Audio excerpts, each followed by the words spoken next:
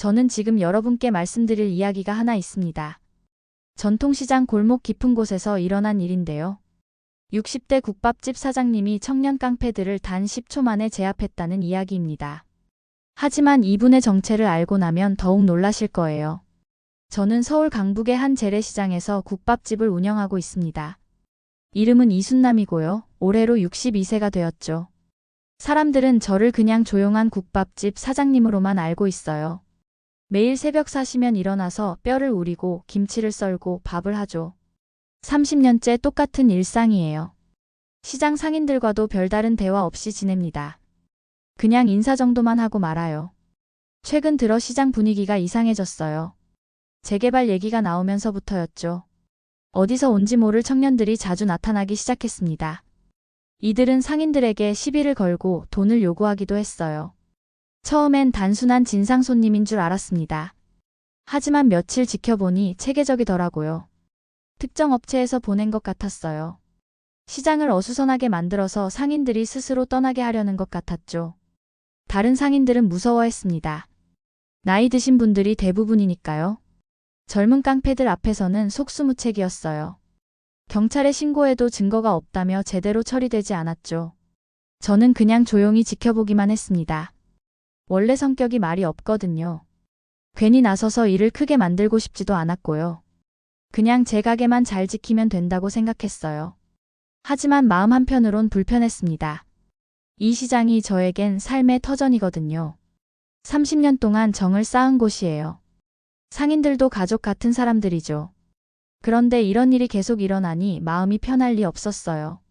어느 날 저녁 첨가물 가게 김 사장님이 울면서 오셨습니다. 그 청년들이 과일을 발로 차고 돈을 내라고 협박했다는 거예요. 70이 넘은 할아버지한테 말이죠.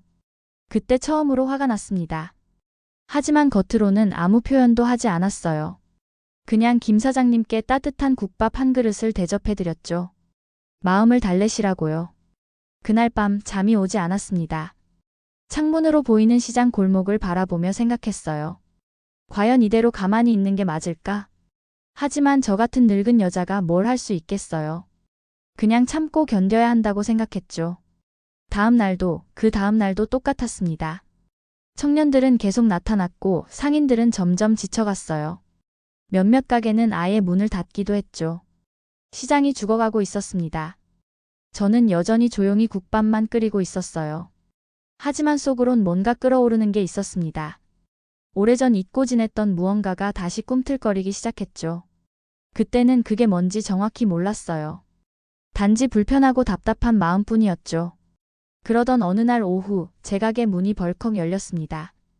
그 청년들이었어요. 이번엔 5명이나 왔더라고요.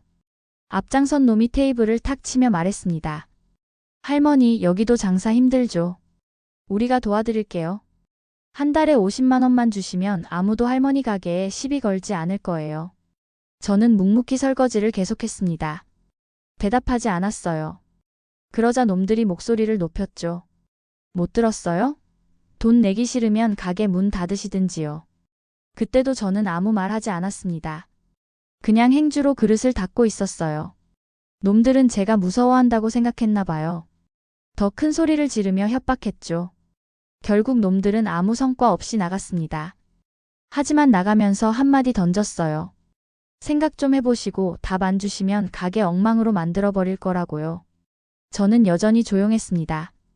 하지만 가슴이 두근거렸어요. 무서워서가 아니라 뭔가 다른 감정 때문이었죠. 오래전 느꼈던 익숙한 감정이었어요. 그날 저녁 시장이 조용해질 무렵이었습니다. 갑자기 밖에서 소란스러운 소리가 들렸어요. 나가보니 그 청년들이 또 왔더라고요. 이번엔 생선가게 앞에서 행패를 부리고 있었죠. 생선가게 사장님은 70이 넘은 할머니예요. 무릎도 안 좋으셔서 지팡이를 짚고 다니시죠. 그런 분한테 놈들이 행패를 부리고 있었어요. 돈 안 낼 거면 생선 다 바닥에 버려버릴 거라고 위협하더라고요. 할머니는 울면서 제발 그러지 말라고 빌고 있었어요. 그때 한 남자가 나타났습니다. 50대 후반쯤 되어 보이는 남자였어요. 옷차림이 말이 아니었죠. 술 냄새도 심하게 났고요. 노숙자 같아 보였습니다. 그 남자가 청년들한테 다가가며 말했어요. 할머니한테 왜 그래요? 그만 좀 하세요. 청년들은 이 남자를 보고 비웃었습니다. 어디서 온 거지가 끼어들어요. 꺼져요. 맞고 싶어요?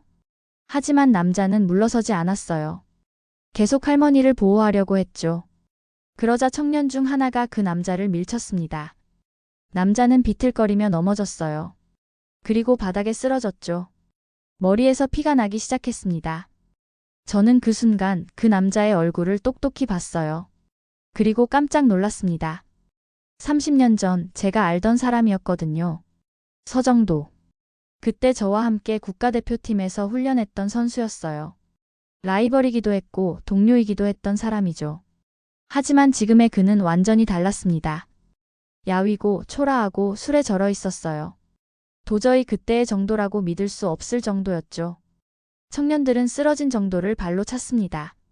일어나라고 꺼지라고 소리치면서요.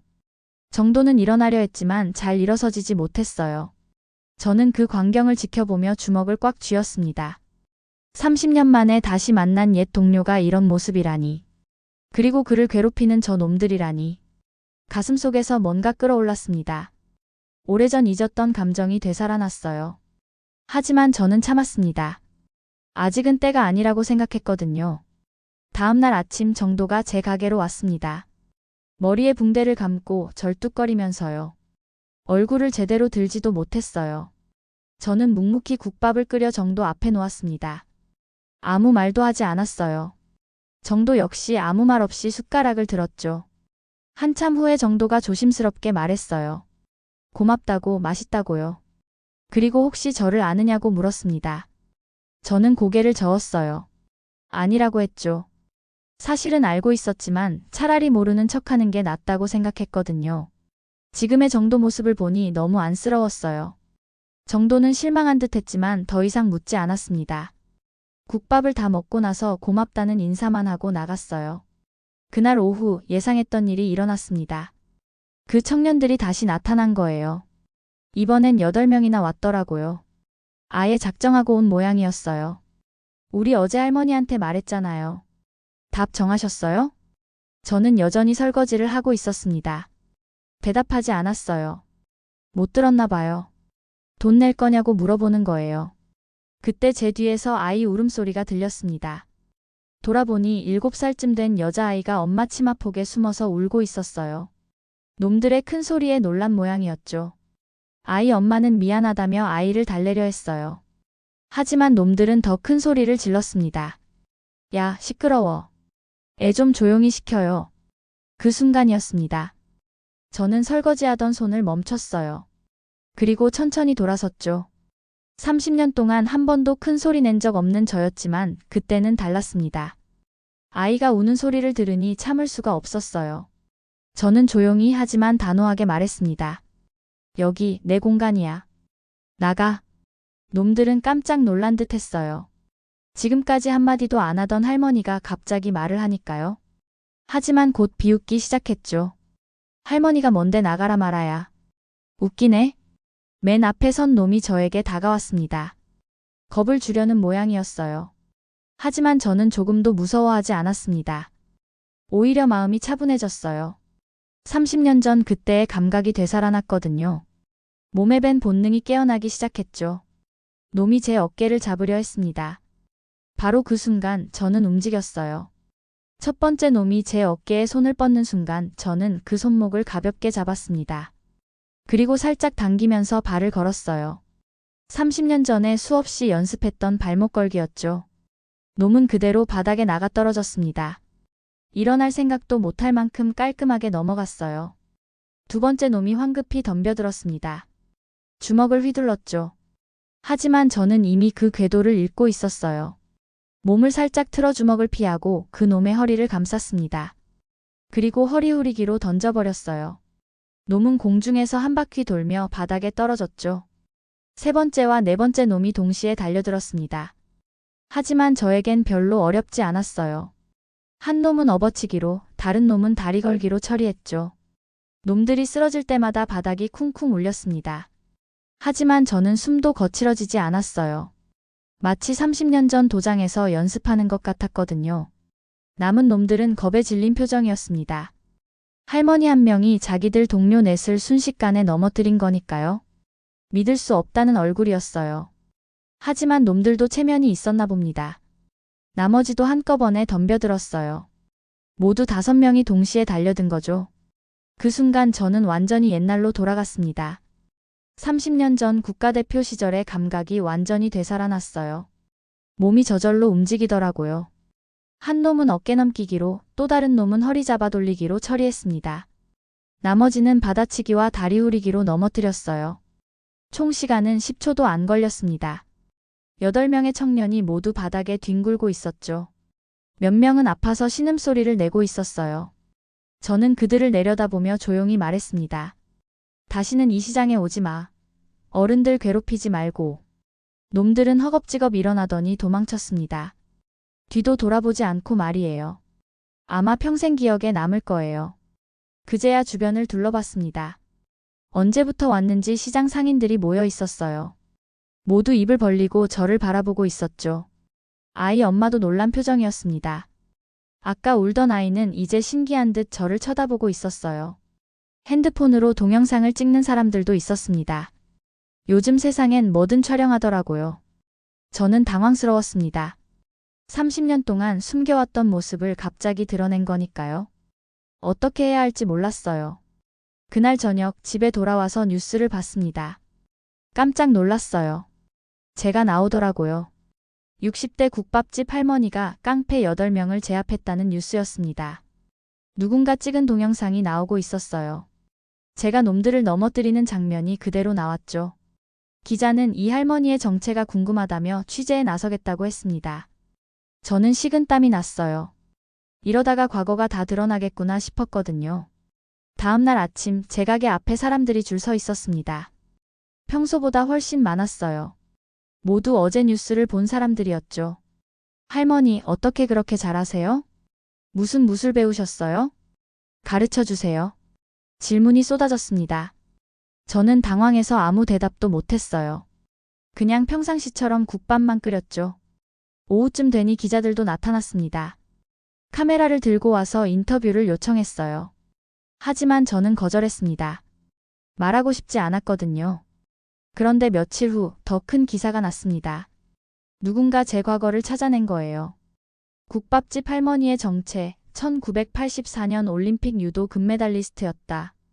이순남 전 국가대표 감독 출신. 30년 전 갑자기 은퇴 후 행방불명, 시장에서 국밥집 운영 중. 모든 게 다 드러났습니다.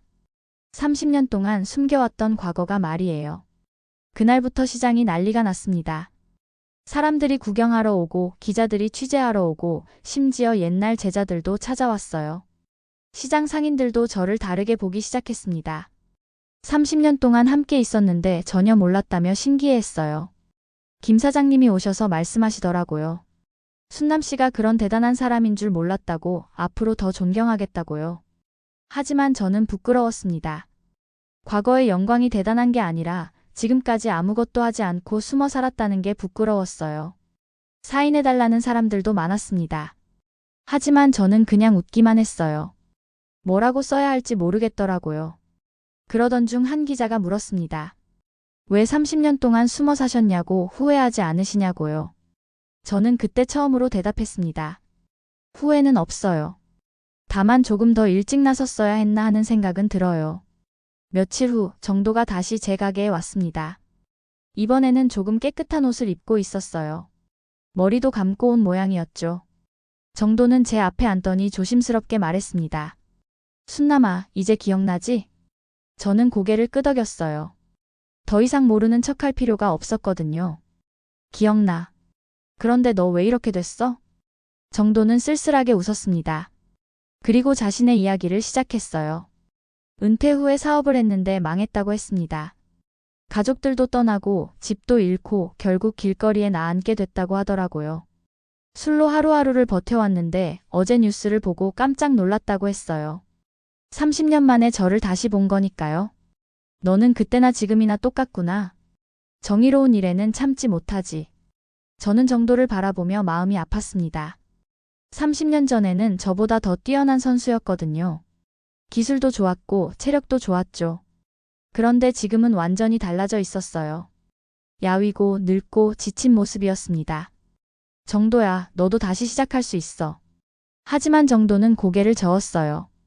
이제 너무 늦었다고, 돌아갈 곳도 없다고 했죠. 그때 정도가 갑자기 말했습니다. 그때 너한테 졌지만 내가 진 건 기술이 아니라 너의 책임감이더라. 무슨 말이냐고 물었더니 정도가 설명해 줬어요.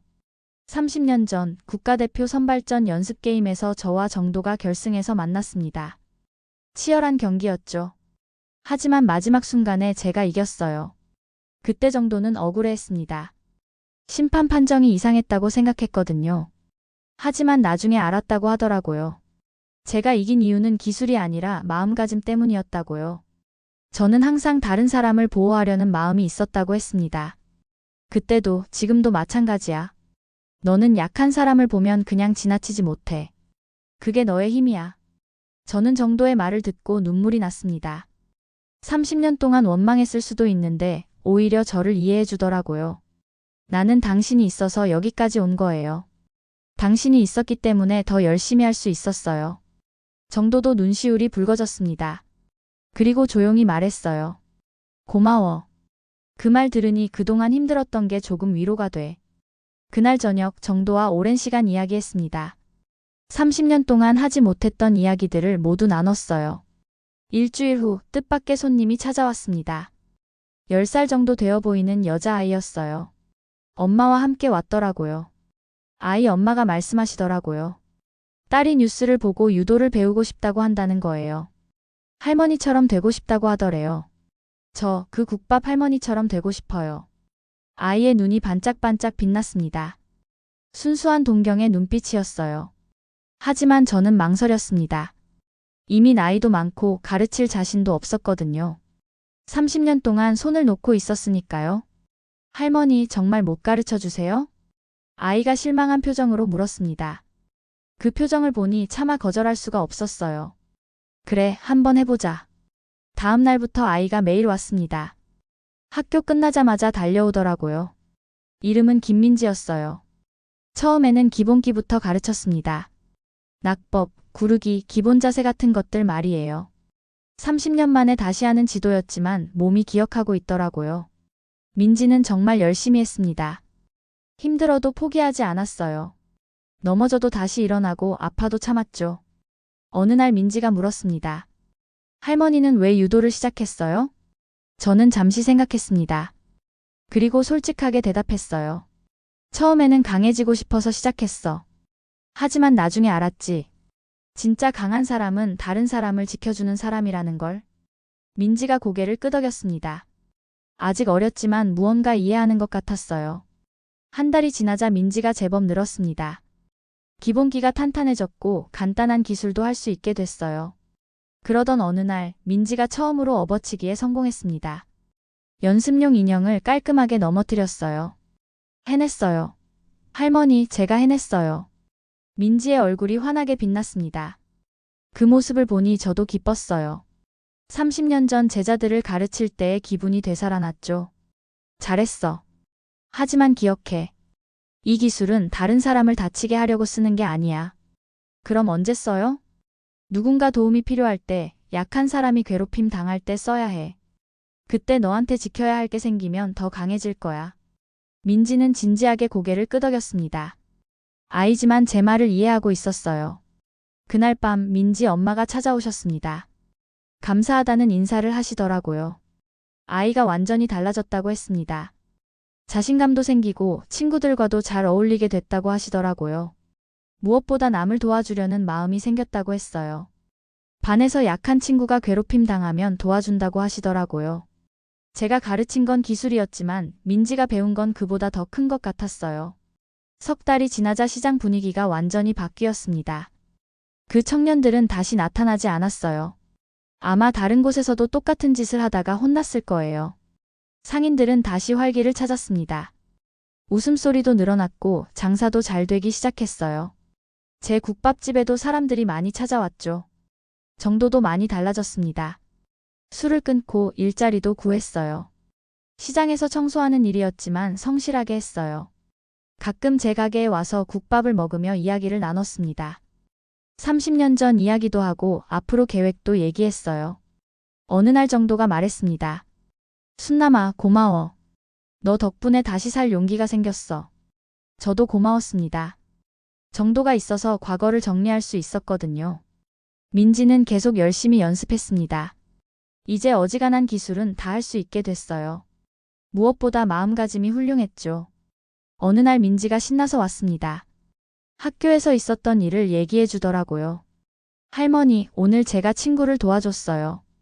고학년 형들이 괴롭히는데 제가 말렸어요. 어떻게 했는데?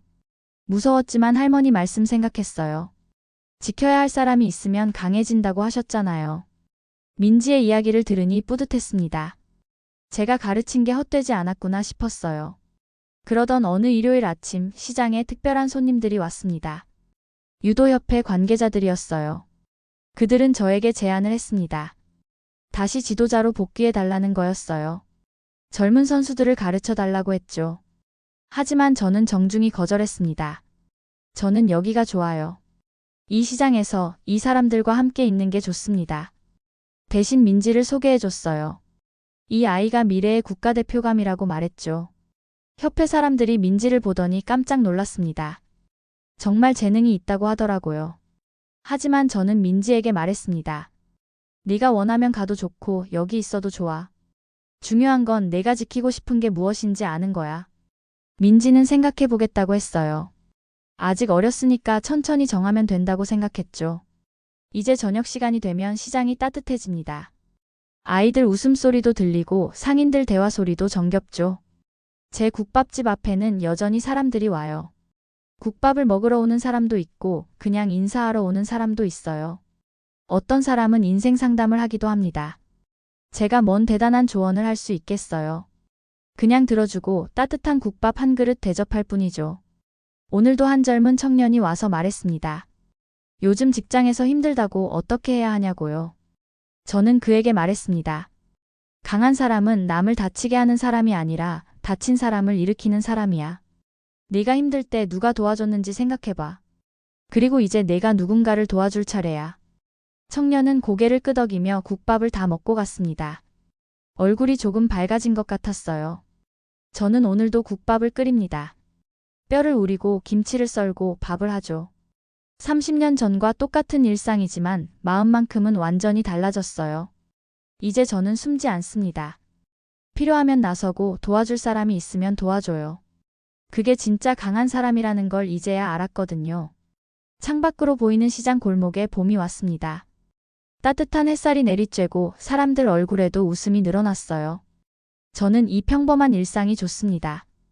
특별할 것 없는 하루하루가, 이 작은 시장이, 이 소중한 사람들이 모두 좋아요. 그리고 무엇보다 제가 지킬 수 있는 것들이 있다는 게 좋습니다.